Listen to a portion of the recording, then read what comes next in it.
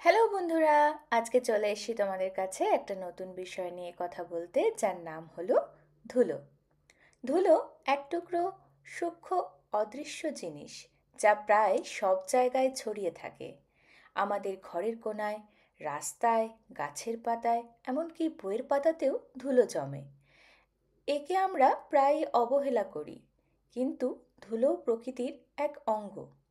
ধুলো কিন্তু শুধু অশুচি বা অস্বাস্থ্যকর নয়, এটি জীবনের একটি অংশ। এর মধ্যে দিয়ে প্রকৃতির সঙ্গে আমাদের সম্পর্ক তৈরি হয়।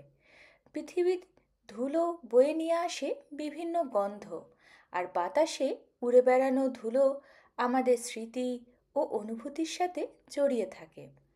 বৃষ্টির দিনে যখন ধুলো ধুয়ে যায়, তখন যেন প্রকৃতি নিজে একটু বিশ্রাম নেয়। বাতাসে হালকা শীতলতা চলে আসে, আর সব কিছু হয়ে ওঠে নতুন, পরিচ্ছন্ন।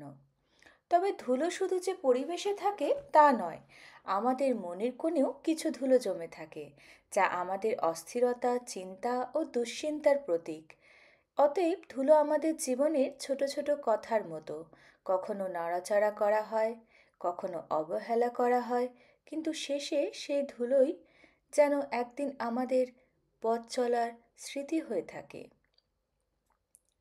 নমস্কার বন্ধুরা, আমার এই চ্যানেলটি ভালো লাগলে আপনারা অবশ্যই একটি লাইক এবং সাবস্ক্রাইব করে দিতে ভুলবেন না যেন। আবার দেখা হবে পরের গল্পে। টাটা।